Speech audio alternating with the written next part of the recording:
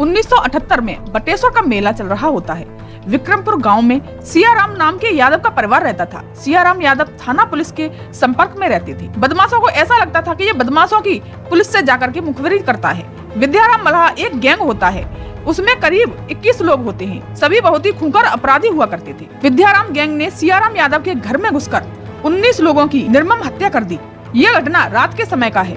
सियाराम बचते बचाते कैसे भी सुबह 5 बजे के करीब दौड़कर थाने आ जाते हैं और बताते हैं कि हमारे पूरे परिवार पर विद्याराम गैंग ने हमला कर दिया है।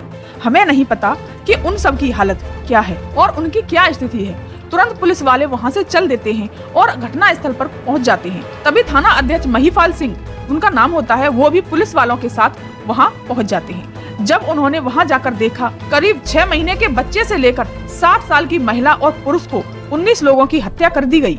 उन लोगों की वहीं पर रूह कांप जाती है। न वो रो सकते हैं क्योंकि उन्हें अपना फर्ज भी निभाना था और अब वो करें तो करें क्या। जब उनको ऐसा लगता है तभी उन्होंने वहीं पर खड़े खड़े कसम खाई और सोच लिया कि अब इन बदमाशों को छोड़ना नहीं है। उस समय की ये घटना बहुत ही बड़ी घटना थी। जैसे कि फूलन देवी ने ठाकुरों को एक लाइन में खड़ा करके उनकी हत्या कर दी थी, उसी प्रकार से ये घटना उस समय से कुछ दिनों पहले की है। उस समय राम प्रकाश गुप्ता मुख्यमंत्री हुआ करते थे। उस समय पर आईजी पुलिस थी, डीजी पुलिस उस टाइम पर नहीं हुआ करती थी। आईजी केपी अग्रवाल जी स्टेट प्लेन से विक्रमपुर आए।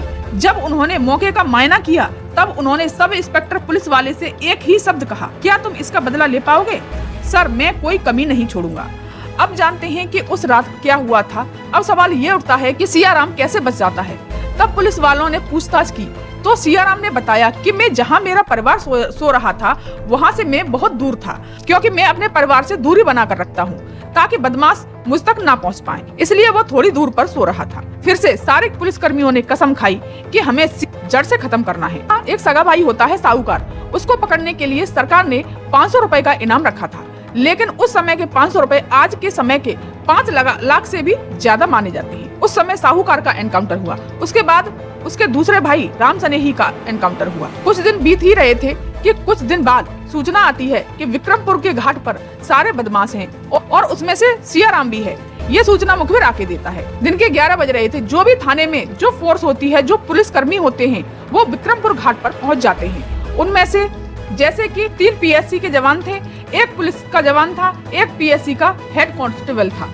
जब मुखबिर ने इशारा करते हुए बताया कि वो यमुना पार कर रहा है गैंग, तभी पुलिस वालों को लगता है कहीं ऐसा तो नहीं कि मुखबिर ने गलत सूचना दी हो, कहीं ये गांव वाले हों या कोई अनजान व्यक्ति हों, अपनी दुश्मनी निभाने के लिए भी गलत सूचना दे सकता है। तो ये जानने के लिए पुलिस वालों ने हवा में एक फायर छोड़ा। हवाई फायर होते ही बदमाशों की तरफ से गोलियां चलना शुरू हो गयी।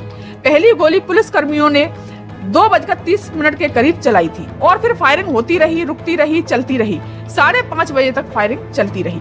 तभी 5 बजे के करीब अपर पुलिस अधीक्षक, जो उस समय एसपी थे, वो मौके पर पहुंचते हैं। शाम हो चुकी थी। रात के समय पर बेहड़ में कोई ऑपरेशन नहीं होता है। ऑपरेशन रोक करके सुबह जब रेकी के लिए गए, मैनपुरी जनपद जसराना क्षेत्र में नदी के किनारे 3 डेड बॉडी थी, जो कि बदमाशों की थी। जो बड़े बदमाशों में उनका नाम इतिहास में भी था। फिर उसके बाद विद्याराम गैंग थाने पर शाम को करीब 8 बजे का समय था। सर्दियों का समय होता है। पचफेरा से बदमाश फायरिंग करता है। पचफेरा जिसमें कि 5 गोलियां निकलती हैं। उस समय ये पचफेरा जिसके पास हुआ करता था वो बहुत बड़ा बदमाश माना जाता था। जब फायरिंग होती है तभी पुलिसकर्मी एक दौड़ करके आता है और सारे पुलिसकर्मियों को अलर्ट करता है। फिर थाने से फायरिंग होती है और फिर सारे पुलिसकर्मी 3 किलोमीटर तक उस गैंग का पीछा करते हैं। उस समय भी रुक रुक कर गोलियां चलती रहीं। वो बदमाश दहशत फैलाने के लिए आए थे और अपना नाम बनाने के लिए आए थे कि इससे हमारा नाम होगा और पुलिसकर्मियों में दहशत होगी। फिर कुछ दिन बाद विद्याराम गैंग का पूरा सफाया हो जाता है, पूरा गैंग खत्म हो जाता है। तो दोस्तों, ये थी बदमाशों की सच्ची घटना। ऐसी ही घटनाएं हम आपके लिए लाते रहेंगे। चैनल को लाइक कीजिए, शेयर कीजिए, सब्सक्राइब अवश्य कीजिए। धन्यवाद।